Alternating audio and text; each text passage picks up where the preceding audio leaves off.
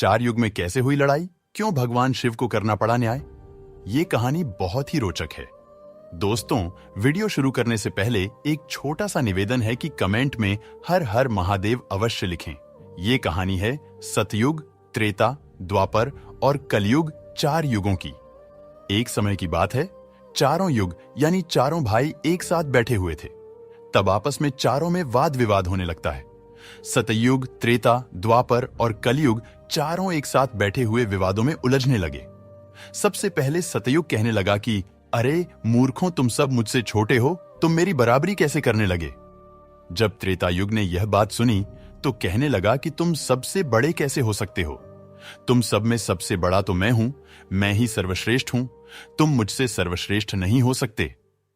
तब तक द्वापर युग बोल उठा कि तुम सर्वश्रेष्ठ कैसे हो सकते हो, तुम सभी में श्रेष्ठ तो मैं हूं, तुम्हारा श्रेष्ठ होने का तो प्रश्न ही नहीं उठता। तब तक कलयुग कहने लगा कि तुम तीनों श्रेष्ठ बन रहे हो, परंतु हकीकत तो जानते ही नहीं, वास्तविकता में श्रेष्ठ तो मैं हूं। इस तरह से चारों युग आपस में झगड़ने लगे। तब चारों युगों ने फैसला किया कि हम आपस में फैसला नहीं कर सकते कि हम में से कौन बड़ा है, कौन सर्वश्रेष्ठ है। इसका फैसला तो भगवान भोलेनाथ करेंगे। चलिए वहां चलते हैं। भोलेनाथ ही आदि और अनंत है। चलिए उन्हीं के पास कैलाश पर चलते हैं। वही हमें बताएंगे कि हम में कौन बड़ा है और कौन छोटा है। इसका निर्णय स्वयं भगवान शंकर करेंगे। इसका निर्णय हम नहीं कर सकते। चारों युगों ने मिलकर योजना बनाई कि चलिए कैलाश पर चलते हैं। चारों युग कैलाश पर्वत चले जाते हैं। जब वह कैलाश पर्वत पर पहुंचते हैं तो द्वारपाल उन्हें रोक लेते हैं। द्वारपाल कहते हैं कि तुम चारों कौन हो और कहां जा रहे हो। तो चारों युग कहने लगे, हे द्वारपाल, हम भगवान शिव से मिलना चाहते हैं, उन्हें हमारी आने की सूचना दीजिए। स्वयं नंदीश्वर महाराज भगवान शिव के पास आए और भगवान शिव से कहने लगे, हे प्रभु, है कैलाशपति, आपसे चारों युग मिलना चाहते हैं। भगवान शिव कहते हैं कि जाओ, उन्हें सम्मान सहित हमारे समक्ष ले आओ। भगवान नंदीश्वर चारों युगों को लेकर पहुंच जाते हैं भगवान शिव के पास। भगवान शिव ने चारों को सम्मान सहित अपने दरबार में बैठाया। चारों लोग भगवान शिव को प्रणाम करते हैं। तब भगवान शिव ने चारों युगों से कहा कि आप सभी का हमारे दरबार में, हमारे कैलाश पर स्वागत है। कहो, तुम्हारे आने का क्या कारण है। तुम तो स्वयं ही कालचक्र हो, तुम तो स्वयं ही समय हो, फिर ऐसा क्या कारण है कि तुम्हें हमारे पास आना पड़ा। चारों युग कहते हैं कि हे सृष्टि के रचयिता, हे भगवान शिव, हम चारों में विवाद खड़ा हो गया है और हम उस विवाद का समाधान नहीं कर पाए, इसीलिए हम आपके पास आए हैं।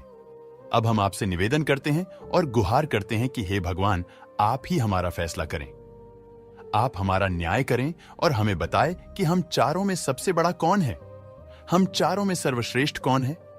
भगवान शिव कहते हैं कि इसका फैसला तो तब होगा जब आप चारों अपना अपना फैसला सुनाएंगे। तब भगवान शिव सतयुग से कहते हैं कि हे सतयुग, तुम बताओ, तुम कैसे बड़े हो। तुम अपने आप को सर्वश्रेष्ठ बताने की कोशिश कर रहे हो, लेकिन वो कैसे, यह मुझे बताओ। तब भगवान शिव से सतयुग कहता है कि देखिए प्रभु, मेरी आयु सबसे ज्यादा है, मैं 17 लाख वर्ष का हूं और अन्य युग हमसे तो बहुत छोटे हैं, इसीलिए मैं इन सभी से लंबी आयु का हूं। तब तक कलयुग बोल उठा, कहने लगा कि हे प्रभु, मैंने तो यही सुना है कि व्यक्ति कभी आयु से बड़ा नहीं होता, व्यक्ति तो गुणों से बड़ा होता है। भगवान शिव ने कलयुग की दलील को माना और सतयुग से कहा कि सतयुग, तुम इस तरह तो बड़े नहीं हो सकते। सतयुग कहने लगा कि हे प्रभु, मेरे युग में जो व्यक्ति हुए वो बड़े ही बलवान हुए, बड़े ही पराक्रमी हुए, वे पृथ्वी को उठा ले जाए, ऐसे पराक्रमी और बलवान थे। और मेरे राज्य में भगवान श्री हरि विष्णु ने कई अवतार लिए। देखिए, प्रभु नरसिंह अवतार मेरे ही काल में हुआ, वराह अवतार मेरे ही काल में हुआ, मत्स्य अवतार मेरे ही शासनकाल में हुआ। तब तक त्रेतायुग बोल उठा, नहीं प्रभु, श्री हरि विष्णु के अवतार होने से सतयुग बड़े नहीं हो सकते हैं। प्रभु अवतार तो मर्यादा पुरुषोत्तम श्री राम का मेरे काल में भी हुआ था, जिन्होंने संसार को मर्यादा का पाठ सिखाया। और अगर बलवान की बात करते हो तो कुंभकर्ण जैसे योद्धा, राम रावण जैसे योद्धा मेरे शासन काल में भी हुए। हे प्रभु, इस तरह से सतयुग बड़ा नहीं हो सकता, तो फिर इन सब में बड़ा तो मैं हूं। जब यह बात द्वापर युग ने सुनी तो द्वापर युग कहने लगे कि हे प्रभु, दोनों बड़े बन रहे हैं, परंतु ये दोनों बड़े कैसे हो सकते हैं। देखिए प्रभु, आप जानते हैं कि जब मेरा शासन काल आया तो मेरे काल में तो भगवान श्री कृष्ण जैसे अवतार पैदा हुए जो कि 16 कलाओं से संपूर्ण परब्रह्म परमेश्वर थे, जिन्होंने विराट रूप दिखाया। वैसा विराट रूप तो साक्षात भगवान विष्णु भी नहीं दिखा सकते। हे भगवंत, अगर योद्धाओं की बात करते हैं तो मेरे शासनकाल में बड़े बड़े योद्धा कर्ण, एकलव्य, गुरु द्रोण, जरासंध, भीष्म पितामह और अर्जुन, भीम, युधिष्ठिर, नकुल, सहदेव मेरे ही शासनकाल में हुए थे। प्रभु बलराम स्वयं मेरे ही शासनकाल में हुए थे। तो बताइए, प्रभु की मेरे शासनकाल में कौन सा योद्धा इनके योद्धाओं से कम था? हे प्रभु, इन सब में तो मैं बड़ा हूं। तब तक कलयुग बोल उठा। कलयुग कहता है कि हे प्रभु, मैं इनकी बातें मान लेता हूं।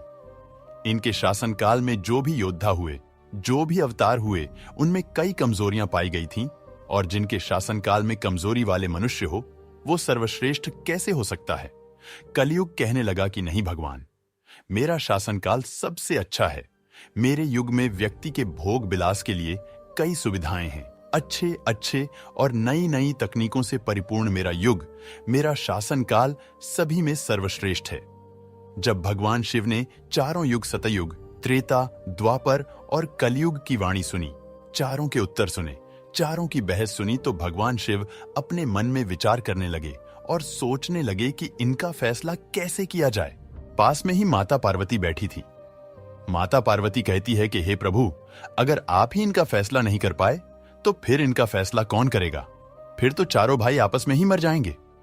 हे महादेव, इसीलिए आप ही इनका फैसला कीजिए। सभी देवता मिलकर भगवान शिव से कहने लगे कि हे भोलेनाथ, आप ही इनका फैसला करें, नहीं तो चारों युग अगर आपस में लड़ने लगे तो फिर क्या होगा? सृष्टि का कालचक्र रुक जाएगा, समय का प्रवाह रुक जाएगा। भोलेनाथ, आप ही कुछ कीजिए। भगवान शिव कहते हैं कि ठीक है, मैं समस्त गणों की बात मानता हूं। मैं इन चारों युगों का फैसला करूंगा। भगवान शिव ने चारों लोगों से कहा कि चलो ठीक है, मैं तुम चारों की परीक्षा लूंगा, और जो परीक्षा में सफल हुआ वही सबसे बड़ा होगा। सतयुग बोल उठा कि है भगवंत, आप जो चाहे वह परीक्षा ले लीजिए, लेकिन सबसे बड़ा तो मैं ही रहूंगा। कलयुग कहता है, हे प्रभु, हम भी परीक्षा देने के लिए तैयार है, आप तो बस परीक्षा लीजिए। चारों युग परीक्षा देने के लिए तैयार हो जाते हैं। भगवान शिव ने 100 टन वजन का एक लोहे का परसा लिया और कैलाश पर्वत के नीचे एक तलहटी में रख दिया, और उस परसा के पास में ही एक चावल का ढेर लगा दिया। भगवान शिव ने चारों युगों को बुलाया और कहा कि तुम चारों की परीक्षा अभी हो जाएगी।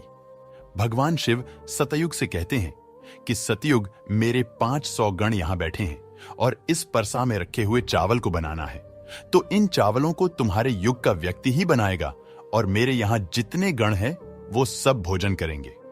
भगवान शिव कहते हैं कि हे सतयुग, तुम तुम्हारे युग का व्यक्ति बुलाओ और उसे भोजन बनाने के लिए भेज दो। हम सभी लोग यहां खड़े होकर देख रहे हैं। जब भगवान शिव की बात सतयुग ने सुनी तो एक बहुत बड़ा बलवान योद्धा सतयुग ने बुलाया और कहा कि जाओ बेटे, इस परसा में चावल बनाओ और बना करके भगवान शिव के इन सभी गणों को भोजन कराओ। अपने महाराज का आदेश सुनकर के सतयुग का आदमी चलता है और वहां आकर के देखता है कि उस परसे का भार 100 टन से ऊपर है, हजारों मन से ऊपर का परसा है। पर वह तो सतयुग के युग का व्यक्ति था, वह बड़ा ही बलवान था। उसने एक बहुत बड़ी भट्टी खोदी।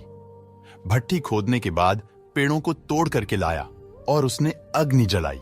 अग्नि जलाने के बाद परसे को एक हाथ से उठाया और उठा करके भट्टी पर रख दिया, और चावल उठाया और परसा में डाल दिया, पानी डाल दिया और चावल बना दिया। जब बहुत विशाल परसा में चावल बन गए तो उस व्यक्ति ने, जो सतयुग का था, समस्त गणों को बैठाया, पत्तल दिया और चावलों से भोजन करा दिया। अपना कार्य पूरा करके वह अपने मालिक सतयुग के पास आया और कहने लगा कि हे प्रभु, मैं जा रहा हूं, अब मेरा काम हो गया है। भगवान विष्णु और अन्य लोग यह सब देख रहे थे। फिर भगवान शिव त्रेतायुग से कहते हैं कि हे त्रेता, तुम अपने युग के व्यक्ति को भेजो, और यह परसा जो रखा हुआ है इसे मैं अपनी माया से हटा देता हूं और इसी के समान दूसरा परसा बना देता हूं। अब तुम अपने युग के व्यक्ति से इस चावल को बनवाओ और मेरे 500 गणों को भोजन करवाओ। तो त्रेता युग ने कहा कि ठीक है प्रभु, जैसी आपकी आज्ञा।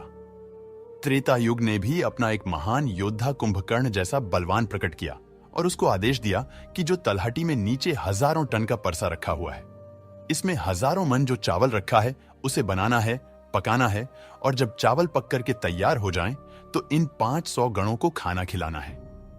त्रेता युग का व्यक्ति भी बड़ा ही बलवान था।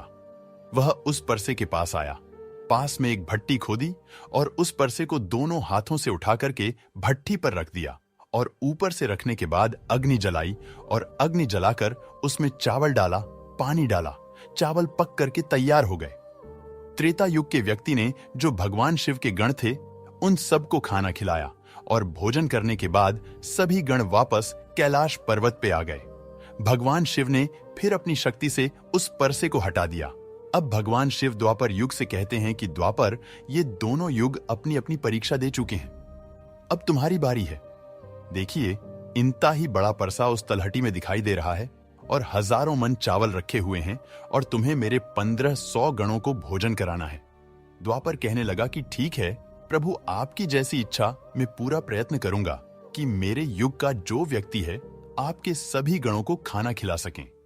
वहां पर द्वापर युग ने भी एक भीम जैसे अवतार वाला बड़ा ही ताकतवर बलवान व्यक्ति को बना करके खड़ा कर दिया और उससे कहा कि जाइए, देखिए तलहटी में परसा रखा हुआ है, वहां रखे परसे में उस चावल को बनाना है और बनाकर इन सभी गणों को भोजन कराना है।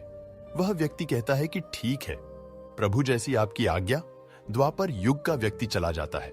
वह देखता है कि परसा आकार में बड़ा है, उठाने में ताकत लगानी पड़ेगी। उसने भट्टी खोदी और लकड़ियों की व्यवस्था की और उस परसे को दोनों हाथों से उठाया, क्योंकि उसे सतयुग और त्रेता युग के व्यक्ति आराम से उठा सकते थे, लेकिन उसे बहुत ताकत लगानी पड़ी।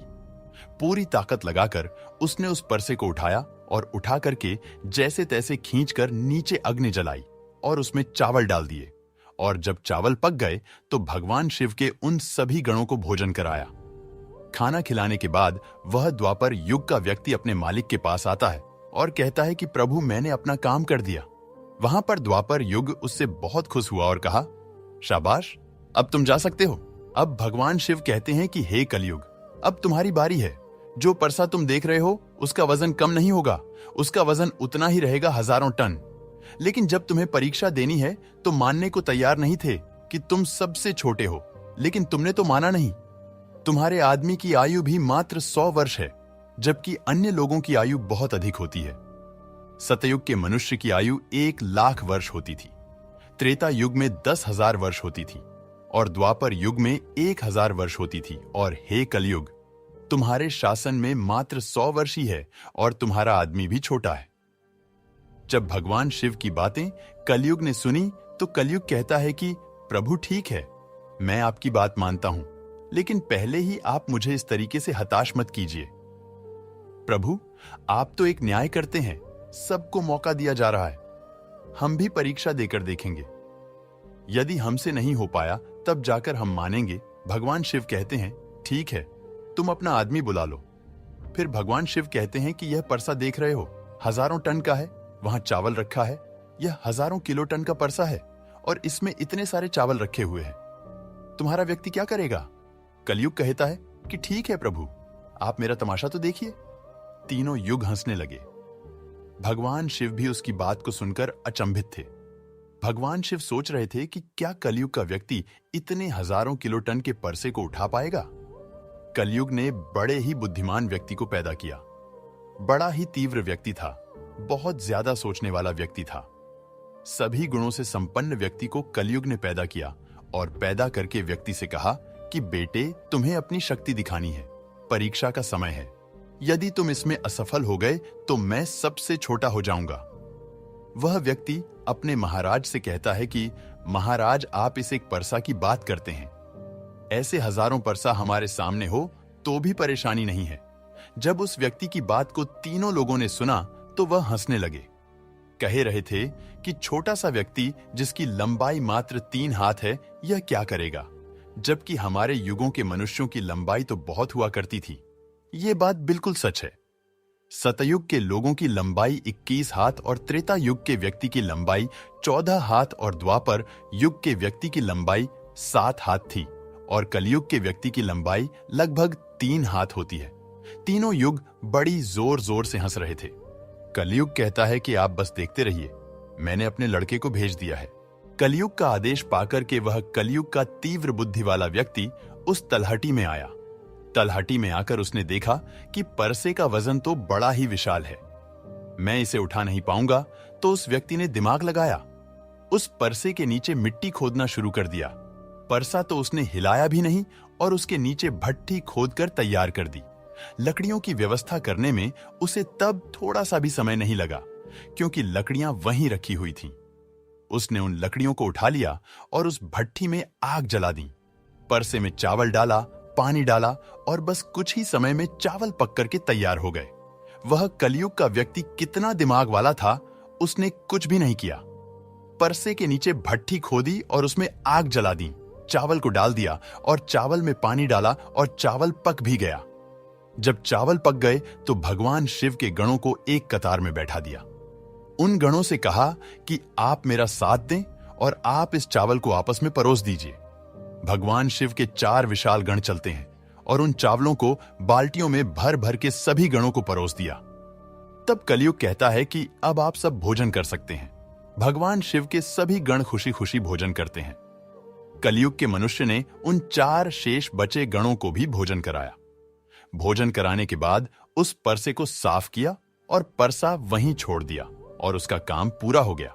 वो अपने महाराज कलयुग के पास आया और आकर के कलयुग से कहा कि हे प्रभु, मैंने आपका काम कर दिया है। कलयुग बहुत खुश था, कहने लगा, शाबाश, आपने मेरी लाज रख ली, आपने मेरी परीक्षा पास कर ली। भगवान शिव और तीनों युग देखकर अचंभित रह गए। कलयुग कहने लगा कि हे भगवान शिव, अब आप निर्णय कीजिए कि हम में से बड़ा कौन है। भगवान शिव मन में विचार करने लगे और सोच करके जवाब दिया। भगवान शिव कहते हैं कि मैंने तुम चारों की परीक्षा देखी। जब सतयुग का व्यक्ति आया तो उसने अपनी ताकत लगाई और ताकत लगा के परसे को उठा करके अग्नि पे रख दिया और स्वयं ने ही मेरे सभी गणों को चावल परोसा। जब त्रेतायुग की बारी आई तो उस व्यक्ति ने भी बिल्कुल ऐसा ही किया। परसे को उठाया, भट्ठी पर रखा, उसमें चावल डाला, पानी डाला और उसे पकाया और सबको खिलाया। और इसी तरीके से द्वापर युग के व्यक्ति ने भी किया। परंतु आपने देखा कि मात्र 3 हाथ का व्यक्ति, इसकी बुद्धि देखिए कितना विशाल परसा था, शायद उसे हिला भी नहीं सकता था। उसने उस परसे में चावल बना लिया। मेरे इतने गण थे कि अगर वो बाल्टियों से परोसता तो वो शायद परेशान हो जाता। तो देखिए, उसने उनमें से ही 4 गण अपनी सहायता के लिए बुलाए और चारों गणों से भोजन परोसवाए और स्वयं बैठा रहा। यह तो बड़ा बुद्धिमान व्यक्ति हुआ। यह तो बड़ा ही बुद्धिमान युग हुआ। भगवान शिव कहते हैं कि कलयुग बड़ा ही बुद्धिमान व्यक्तियों का युग होगा। इसमें मशीनों का आविष्कार होगा, बड़े बड़े दिमागधारी होंगे। भगवान शिव कहते हैं कि तुम सब युग जैसा शासन करते आए हो। ठीक है, माना तुम्हारे युगों में मनुष्य धार्मिक हो, लेकिन तुम्हारे युग के व्यक्तियों में बुद्धि का अभाव था। उन्होंने कभी अपनी बुद्धि का उपयोग नहीं किया। नहीं तो कुंभकर्ण, रावण, इनके जैसे महान योद्धा जिनको मारने के लिए स्वयं भगवान अवतार ले लेकर आए, और वे इतना मूर्ख थे, यह नहीं जान सके कि यह भगवान है, यह सृष्टि के रचनाकार हैं, और उनसे युद्ध किया और सभी के सभी मारे गए। कलयुग के व्यक्ति को देखो आप, वो कितना बुद्धिमान है, और आगे आने वाले युगों में, आगे आने वाले कलयुग के राज में वैसे ही बुद्धिमान व्यक्ति देखने को मिलेंगे। तो भगवान शिव ने फैसला किया कि तुम चारों में सबसे बड़ा कलयुग होगा। कलयुग मशीनों का युग होगा। कली का नाम है मशीन और युग माने समय। कलयुग मशीनों का समय होगा। इस समय बड़ी बड़ी मशीनों का आविष्कार होगा, जो कि सतयुग, त्रेतायुग और द्वापर युग में नहीं हो पाएगा। भगवान शिव की बातें सुनकर वह चारों युग भगवान शिव की बात मान लेते हैं और चारों युग अपने अपने धामों को और अपने अपने राज्यों को लौट जाते हैं। इस प्रकार भगवान शिव ने चारों युगों का फैसला किया।